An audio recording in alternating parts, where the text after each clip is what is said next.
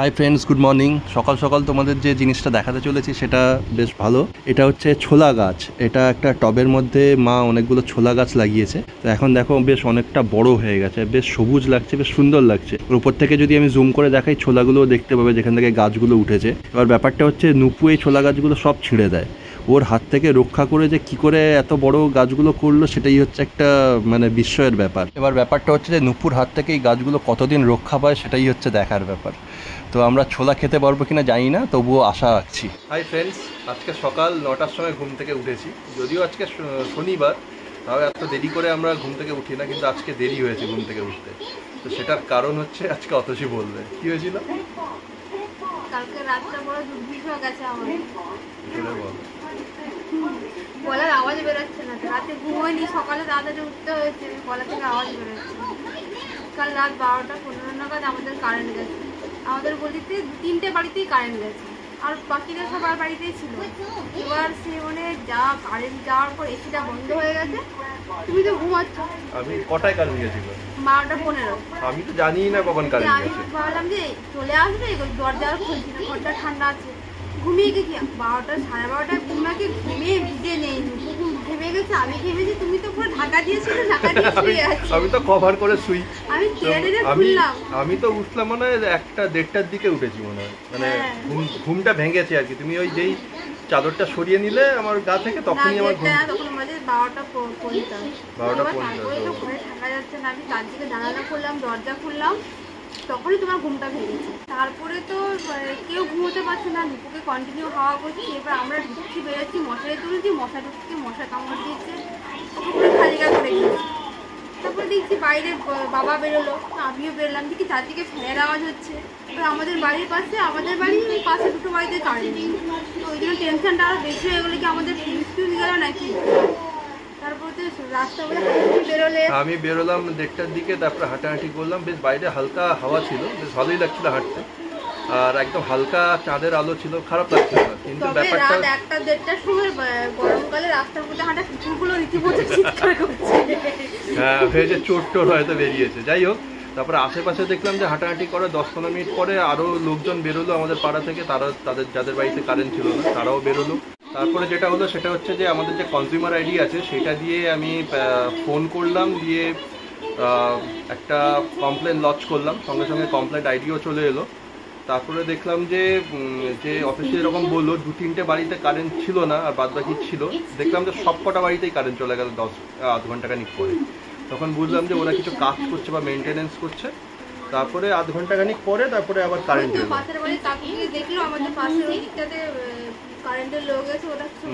লাগাচ্ছে। আমি এই ফাঁকে আবার ছাদে গেছিলাম, একটু হাওয়া টাওয়া খেয়ে এলাম, কিন্তু প্রচণ্ড মশা ছিল। মানে হাওয়া অল্প ছিল, কিন্তু 5 মিনিট যদি চুপচাপ দাঁড়ানো হয় তাহলে প্রচুর মশা আসছিল। তা যাই হোক, আমি যখন ছাদে ছিলাম তখনই দেখলাম যে কারেন্ট চলে এলো হাফ অ্যান আওয়ার মধ্যে। তো কটার দিকে কারেন্ট এলো? 3:15। 3:15 অবধি কারেন্ট ছিল, মানে 3 ঘন্টা গরমের মধ্যে কারেন্ট ছিল না। আর মাঝখানে নুপু তো আমার উপর রাগ দেখাচ্ছে, তুমি কেন লাইট বন্ধ করেছো, কেন এসে ঘুমিয়ে ঘুমিয়ে আমাকে ভুগছে, আমার তুমি আমার উপর রাগ দেখাচ্ছে। কারেন্ট তো নেই, আমাদের পাশে উপরে ভেঙে স্নান করে যাচ্ছে। তো কারেন্ট এলো, আমরা আবার এসে চালালাম। এবার খিদে পেয়েছে, এবার রাত জাগার ফলে খিদে পেয়েছে। আর ব্যাপারটা তো খিদে নিয়ে ঘুমানো যায় না। হ্যাঁ, শুয়েছি কিন্তু ঘুম আসছে। তো ভাবছিলাম যে ম্যাগি বানিয়ে খাবো নাকি না কি খাবো। তারপরে তুমি তো মানে ফ্রিজ টিজ খুলে তারপরে কি সব বের করলে।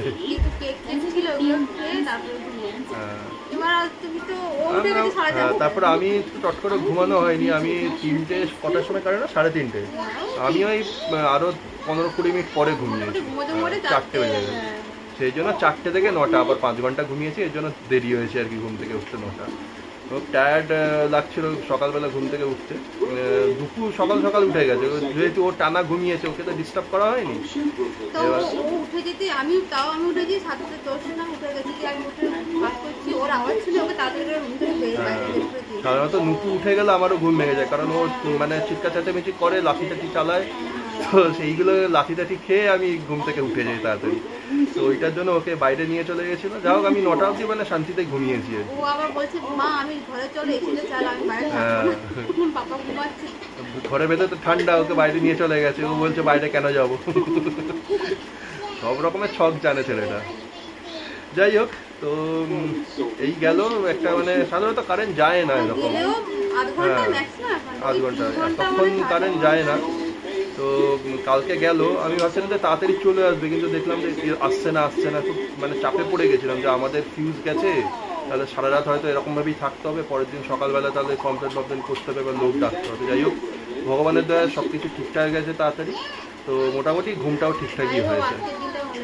হ্যাঁ, আগের ভিডিওগুলোতে অনেকবার বলেছি যে আমাদের উপরের যে ট্যাঙ্কিটা অলরেডি আছে, মানে যেটা পুরনো ট্যাঙ্কি ছিল সেটা ফুটো হয়ে গেছে, তো ওখান থেকে জল লিক করে পড়ছে। তো ব্যাপারটা হচ্ছে বেশ কিছু মাস আমি কাজটা করতে পারিনি, নতুন ট্যাঙ্কি বসাতে পারিনি। তার কারণ হচ্ছে ওপরে সিঁড়িটা লাগাতে হয়েছিল, তো সেটার জন্য একটু টাইম গেছে। তারপরে আরও অনেক কিছু টুকটাক কাজ ছিল, সেটার জন্য নতুন ট্যাঙ্কি বসাতে অনেকটাই দেরি হয়ে গেছে, 5-6 মাস চলে গেছে। তো পুট্টি যে করছিল দাদা, সে বলছিল যে যদি লিক হয়ে যায় জল, তাহলে ছাদে কিন্তু ড্যাম পড়ে যাবে, সেই জন্য তাড়াতাড়ি যাতে ট্যাঙ্কিটা নতুন লাগানো হয়। তো আমি সেই মতো যে প্লাম্বিংয়ের কাজ করে যে দাদা, তার সঙ্গে কথা বলেছি, দিয়ে একটা 1000 লিটারের একটা ট্যাঙ্কি এনেছি। অ্যাকচুয়ালি এটা 1200 লিটার, 200 লিটার ফ্রি দিয়েছে ওরা। তো এটা হচ্ছে P4 এখন ট্যাঙ্কি বেরিয়েছে, এটা খুব চলছে এখন মার্কেটে, আশেপাশেও প্রচুর লোক লাগিয়েছে P4 ট্যাঙ্কি। তো এটা আমি 1200 লিটারের ট্যাঙ্কিটা নিয়েছি, এটা 4 লেয়ার আছে, জল খুব ঠান্ডা থাকবে বললো। তো সেই ট্যাঙ্কিটা লাগানো হচ্ছে। এই যে কালো ট্যাঙ্কিটা যেটা দেখছো, এটা হচ্ছে পুরনো ট্যাঙ্কি, যেটা ফুটো হয়ে গেছে, ওরা নামিয়ে দিচ্ছে। তো যে নতুন ট্যাঙ্কিটা আছে সেটা বেশ ভালো। ওরা বললো যে গরমকালেও প্রচুর জল ঠান্ডা থাকবে, কোনো অসুবিধা হবে না, কারণ 4টে লেয়ার আছে আর উপরে ঢাকনা খুব ডবল প্রোটেকশন দেওয়া আছে, খুব ভালো ট্যাঙ্কি। তো 1200 লিটারের ট্যাঙ্কিটা মোটামুটি দাম নিয়েছে 12,000 টাকার মতন পড়লো।